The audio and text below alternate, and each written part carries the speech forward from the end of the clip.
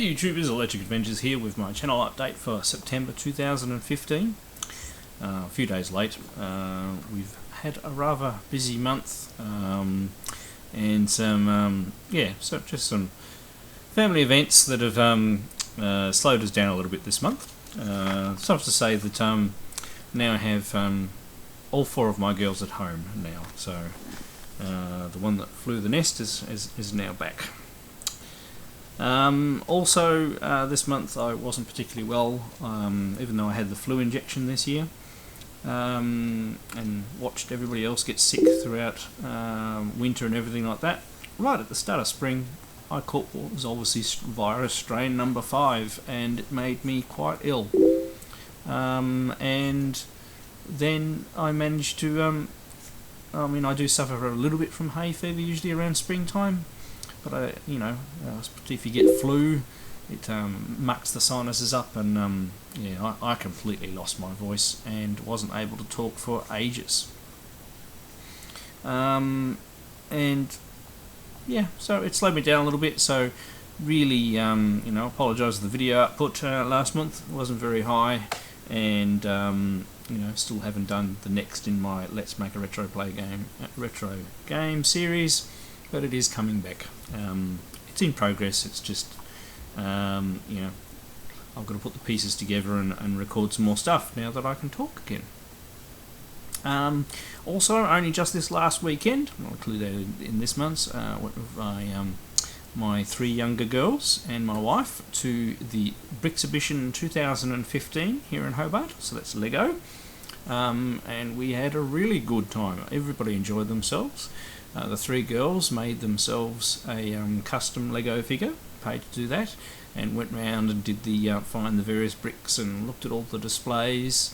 And actually, I will put up some photos while I'm talking. And one of the guys that has the extremely impressive display of Star Wars Lego is a guy I've known for quite a number of years. There was some very impressive and some actual, precise design buildings made out of Lego as well, most of those from here in Tasmania. So it's been a good fun month for family activities and things, so I can't complain. Also, that's why recently I put up a bit of a driving video just as a bit of filler, or I allowed myself to catch up a little bit. Alright, so on to what I normally start the videos off on, which is other pickups. Not a tremendous amount, but there's still a fair bit here in the end once I started to put it together. Quite early in the month, there was a special on at one of the stores, and this was marked down. I have it for the PS3. My girls have played on the PS3, but I haven't actually played on the PS3. Access to TVs can be very difficult, so it was very, very cheap, so I grabbed it for the Vita. And I've actually been playing it about halfway through. So Lego Movie video game for the Vita, and it plays quite well. The card is in the machine. You get nothing, not a thing inside, which is quite common for Vita games. Occasionally you get something, but unfortunately that one, nothing. And actually, only just the other day, I got my next one. And I had forgotten I'd pre-ordered this, and this was not very expensive. It looks like it would be expensive, and it is actually, sorry about the reflection, the Fallout Anthology for PC.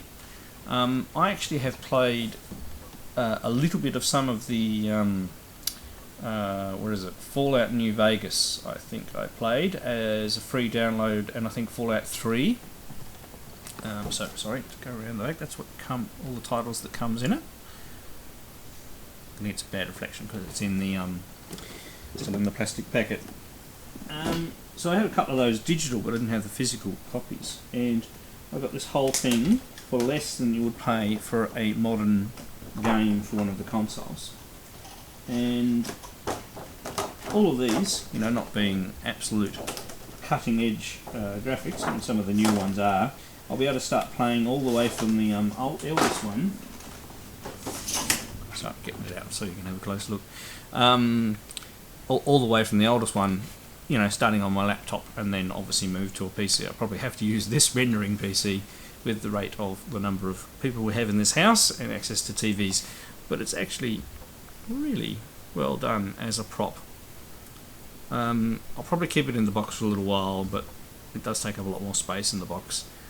And I know it's collectible and everything like that, but yeah, no, I'd probably prefer to have this out as a display piece. The you pull the battery thing out at the bottom, and then makes a sound. There we go. And you just basically turn it, and then there's a box with all of the titles on CD in there, and a single game code. I can open it, because obviously that. Okay, so that was a pretty big pickup. And just today, I probably wouldn't have included this, and I will provide more detail. I got three of the parts I need for my custom arcade build. Okay, so we have, so this here is the first part, is a 2-slot jammer with a switch, so you can switch between the two, and you can have various video inputs, either RGB or VGA coming in, and then you can have VGA going out if you wanted to hook up to an LCD or not. I'm going to go to a TV. I'm not going to disassemble it. And so to go to a TV, I have this little board here, which actually came with an absolute mound of cables, and it has S-Video and composite out. I'm going to be using the S-Video, and yeah, very nice little board. That little switch on top that you can see allows you to select between PAL and NTSC. So, and neither of those, this is the more expensive of the two. Both came with lots of cables, no instructions of course, but there are instructions on the ordering page, and also from a different place, but also they were from Singapore, those two, and this one is actually from China, and it is a jammer harness. I do have a jammer harness that you can see in that rig on the shelf over there, but it only supports 4 buttons, whereas this is a 6-button one. It's got the extra bit for the extra buttons, and it's easy for me. I'd probably prefer to keep that as like a super gun setup, but that Neo Geo board down there will be going into this. That's why I've got the 2-slot thing, so I'll be able to select between Neo Geo and the main PC. I need one more piece, which is the little card that converts, provides a proper jammer interface for a PC. It just plugs into a USB socket and has a driver. So I'll be able to start assembling, and I do have a couple of extra buttons coming to finish out the board a little more. Right, next we have another pickup that I would normally do a pick up and play for, but I've just, because I've been sick and everything, I haven't had time, and I don't want to leave it any longer, because it's a homebrew title, and I like supporting the homebrew people, and it is actually Laserball for the Atari ST computer. I'll give you links down below where you can go and get your own copy, see if they're still available. But he's done an absolutely fantastic job off the box, and it's a puzzle game. It's just fantastic seeing a brand new game for the Atari ST, really well published. So inside we have a little colour manual in multiple languages.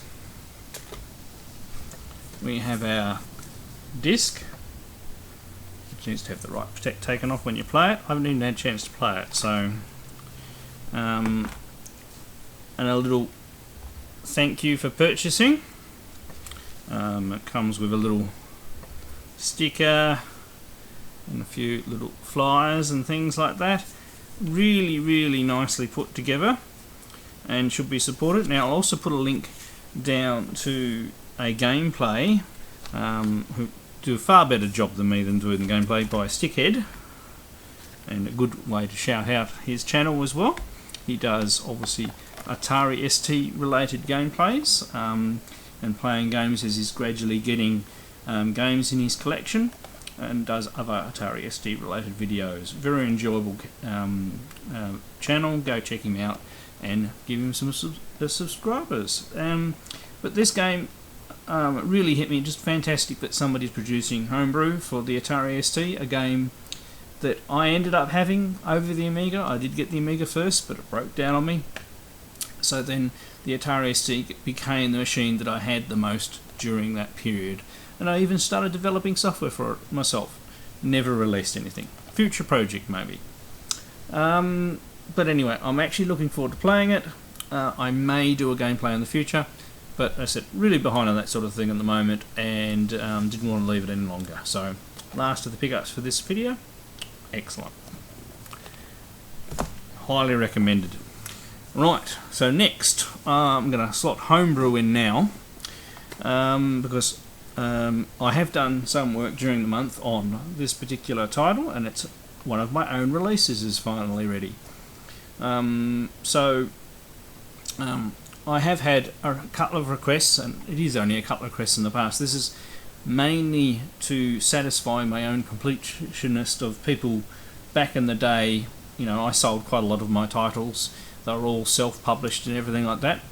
And I thought, what better way of people around the rest of the world having a sampler of what I produced by putting a single title together called Electric Adventures Classic: The Early Years.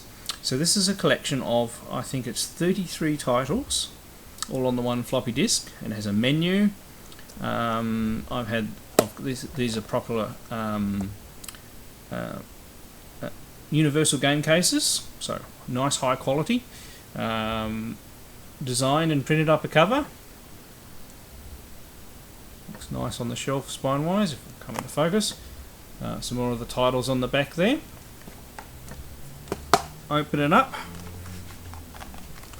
and we have a nice colour manual which takes you through. Now these games were published in what were called program packs back in the day, so they were collections themselves. So we'll flip over the first one. So the first one, as you can see here, had Sprite Definer, Lunar Lander, Road Racer and Galactic Assault. And the titles are grouped like that. You can select them individually, so you don't have to go into a program pack and then run the individual title. You get a certificate of authenticity, and then you have the disc itself. So I've got an inner plastic case as well. I have to cut a couple of tabs to get it to fit in here, but it fits in tight. So the actual disc itself is in a jewel case and has a nice label as well. So all good quality. I don't really care how many of these I sell. If I sell one, I'm happy. It doesn't matter. They are, for people who are interested, they are all numbered. So this is number 1, which I'll be keeping for myself. I have set aside a couple for presents for a couple of YouTubers I've known for a long period of time. One has already reached that person. There are another couple to go though. But if you are actually interested in buying one, and I said this is really for me for completeness of saying, look, here's my collection of my really early stuff that I produced back in the day, and that I could do it, if you know what I mean. But anyway, my Facebook page, Electric Adventures, now has a shop attached to it.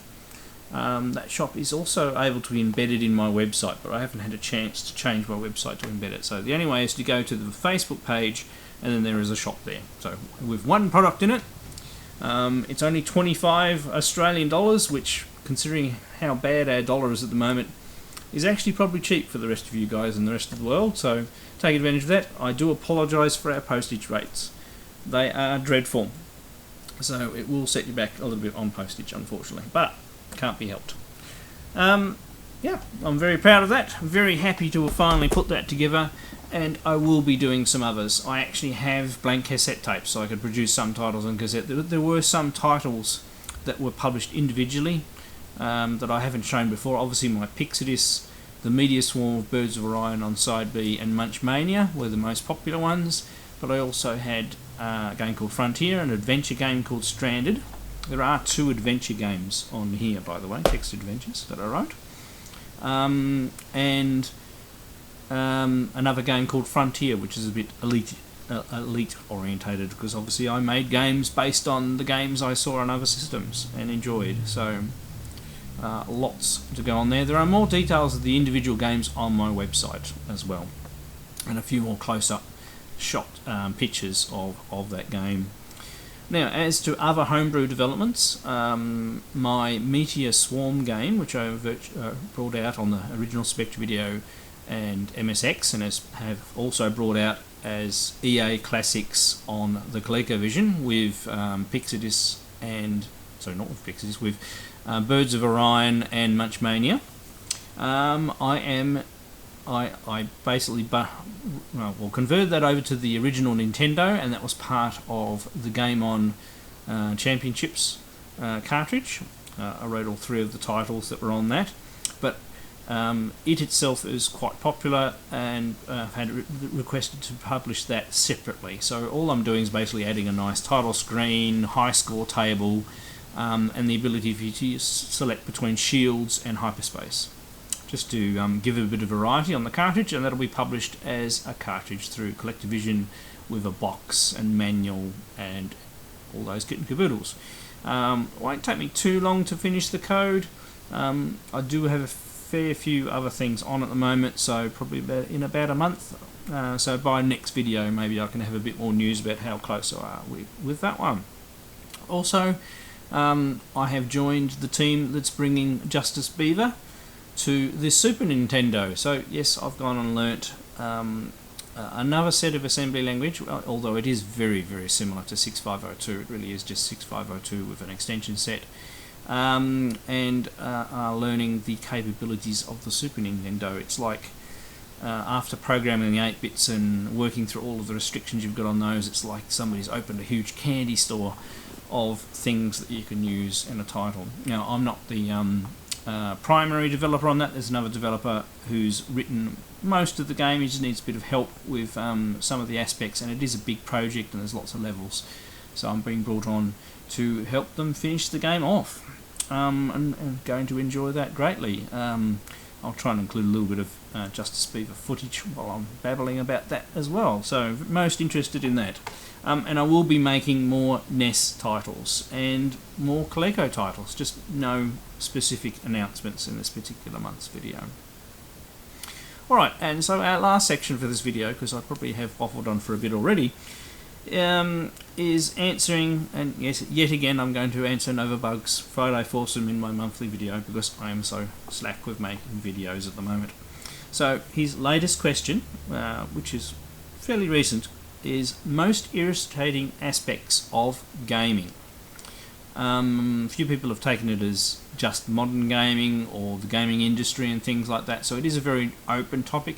So I'm going to put it the 4 most irritating things about modern gaming to me. And absolute number 1 is going to be updates. I'm sure it's going to be the same for a lot of people. It's just that, I mean, I only have so much time to play games, and it's going to be worse now that I have all 4 girls back in the house.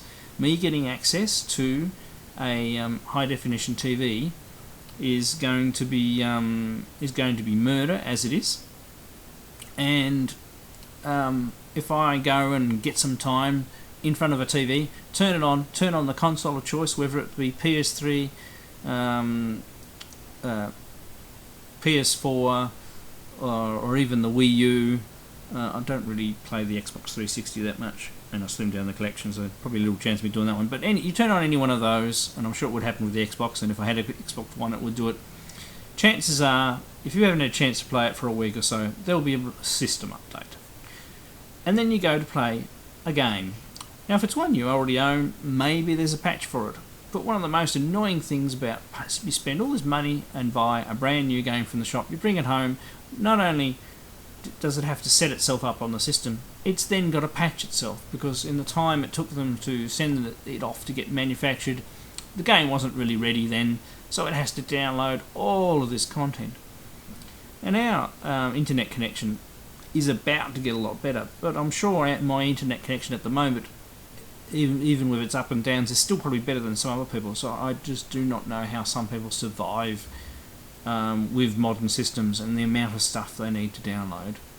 I mean, some of the downloads are huge, and you know, they're anything approaching over half a gigabyte is uncalled for, and some of these are multiple gigabyte downloads just to get a game working. and it's ridiculous. I'm sure other people will answer the same. It's just, I mean, I know these games take so long and they have hundreds of people working on them and they have quality assurance people and everything like that, but you know, surely they can get the games more complete than they are by the time they need to launch them. And you know, a day doesn't go past where you hear about a new game being brought out and how bad it is on the first couple of days. And yeah, that's why I refuse to get and play games at launch at all anymore. I just don't bother. So for modern games, I just wait. Obviously there's a bit of discounting goes on with a bit of competition with a popular title, but you wait a couple of months and it'll get marked down in some sort of special, or eventually go into the special bins. So I'm happy to just wait nowadays with the modern games. They've lost me. I suppose my second most thing is a lot of games, and luckily it's not all of them, is the online all the time and secondary DLC. I've never really got DLC with games because I just expect to play the game that I bought rather than to have to pay out more more money for the game that I've already paid for. Now, when you have a free game and you want to unlock things and pay a little bit extra, that's different. Not that I do that, but I can understand that. The author's got to get paid somehow. But this DLC stuff and giving people an advantage, especially in multiplayer games, and I'll get onto multiplayer in a minute, it just so people can get an advantage and get ahead if they've got the money to shell out for it. And it's just it's open for you know, I'm sure many parents get shocked with bills that their kids ring up accidentally, or even if they intended to do it, because they don't have that control over, should I be spending this money? And you've already dropped $100 on the game itself, and then they expect you to pay more for things. So there you go. I do not like DLC on full price games at all. Free ones? It's okay. That's what it was designed for. And online all the time? Not happy with that. I need to be able to play my game if my internet connection's down. It's as simple as that. And, you know, several of the companies have gradually reversed their decision on that, but I'm sure they'll keep on trying to get us on that one. I do remember seeing recent press about, I think it was SimCity. They finally removed all online, you know, all the part of it that means you have to be connected online to actually play the game, because their sales did not go as well as they expected. So luckily us as consumers actually did win a battle there. The next thing is online prices in comparison to physical copies. What I really don't like are the consoles providers, Sony, Microsoft, whatever, charging the same or even more than you can buy a retail copy for. A retail copy has the retailer's margin, the shipping to get to the retailers, the packaging, the production, and the storage, you know, the actual warehousing something and shipping it out costs onto it. So there is no way that a copy bought directly from the publisher should be even approaching half the price of a retail copy. Anybody who tries to tell you any different is basically lying. So, and it is ridiculous that they think that they can get away with charging that, but they do get away with it because some people still, you know, do actually buy their content online. Now I do note, you know, Steam on a PC, they have reasonably priced titles, and now that they've worked out that if they price it at an appropriate level, they'll get a reasonable number of sales. That's making traction. That I approve of. But for all of the consoles, and it's even some of the I notice people are wilting on the Wii U and the Wii console, you know, downloading copies of old games, but I think even they are overpriced for old games as well. So you need to weigh them up. So it depends on the provider, but I still, you know, I occasionally turn on the Wii U and have a look in the store there, and nothing really compels me to buy it. I have bought, I think, 2 things for the Vita because I really wanted them at the time. and they were digital only games. You couldn't get them any other way. You couldn't get the physical copies. And they were basically Pinball Arcade, and I'm just trying to think what the other one was now. I've lost it. Most of the I've subscribed to PSN, so I get a lot of free games as well. So there's no real need to buy games. So that's my third one, and the fourth one I'm going to leave for single player campaigns shrinking. Yes, some multiplayer games are fun. I play Minecraft, and that's fun multiplayer. I've never really gotten into the multiplayer first-person shooters, even though I play first-person shooters a lot. I play them for the campaign, so thus you can automatically assume that I haven't played a Call of Duty game for a while, as an example, because they're totally geared towards multiplayer, and just not interested in that. The same as the Halo series. I stopped playing that when it went all multiplayer. I have limited time to sit down. I'm not necessarily in the same time zone as my friends, so if I sit down to play a game, I don't want to have to play with strangers, as an example. I just want to play the game for the story and what I can get out of it and things like that. I've never been a really big multiplayer person, but it just seems like all of the companies are just all the game companies are just swerving more and more towards multiplayer.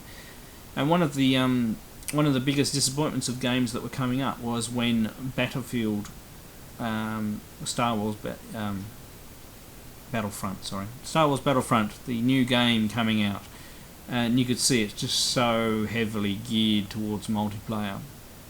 Now, I have pre-ordered a copy for the PS4 because I'm a Star Wars fanatic, and they have indicated that there is more in there for the single player, but I'll be keeping a close watch on it and looking at some more previous stuff, and if I don't like it, I'll just cancel the pre-order and I'll wait till later. And more than likely that game's going to be completely and utterly broken when it comes out, from all reports anyway. So a game forced to a deadline because of the movie, of course, but I don't think the game's going to be ready by all reports. So anyway, that was my rambling answers to Novabugs Friday Foursome. Go check him out. It's an excellent series, great way of community getting together, shouting each other out, and talking about stuff that interests us guys. Go check his channel out. Alright, so that's enough for this video. It's probably long enough as it is, and I'm going to have to edit this and get this out because it's already late. So coming up definitely will be a Let's Make a Retro Game video in the next 2 weeks, and my A to Z of my MSX collection will pick up again, and I do have some pickups and plays, but I'll actually lower the priority of those to get these other series back up and running. And of course I've got lots of coding to do, and maybe some game playing if I'm lucky. Alright, I'm Electric Adventures. Thanks to all my subscribers, thanks for watching, and I'll catch you next time.